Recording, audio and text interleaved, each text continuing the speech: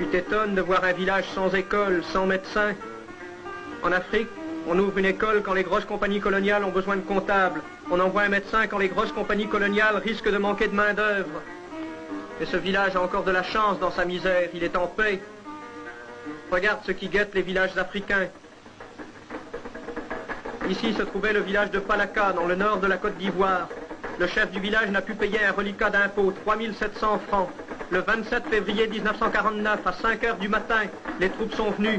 Elles ont cerné le village, elles ont tiré, elles ont brûlé, elles ont tué.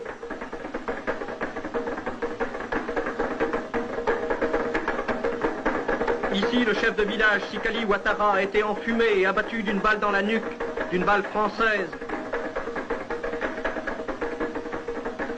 Ici, une enfant de 7 mois a été tuée, une balle française lui a fait sauter le crâne.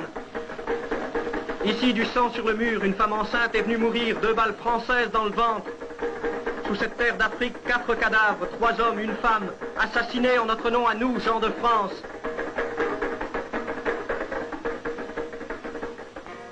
Tu t'étonnes, les cases brûlées, les habitants massacrés, le bétail abattu pourrissant au soleil, ce n'est pas l'image officielle de la colonisation. Amis, la colonisation, ici comme partout, c'est le règne des vautours. Et les vautours qui se partagent l'Afrique ont des noms.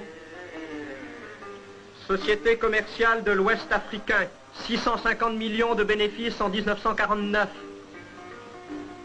Compagnie française de l'Afrique occidentale, 365 millions de bénéfices en 1949. Davom, 180 millions de bénéfices.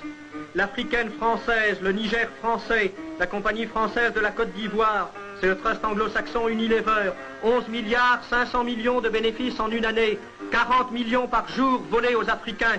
En échange, ces missionnaires du commerce ont introduit le progrès en Afrique. Le progrès. Voici le célèbre barrage de Markala Sansanding sur le Niger. Une turbine fournit de l'électricité aux maisons des Blancs.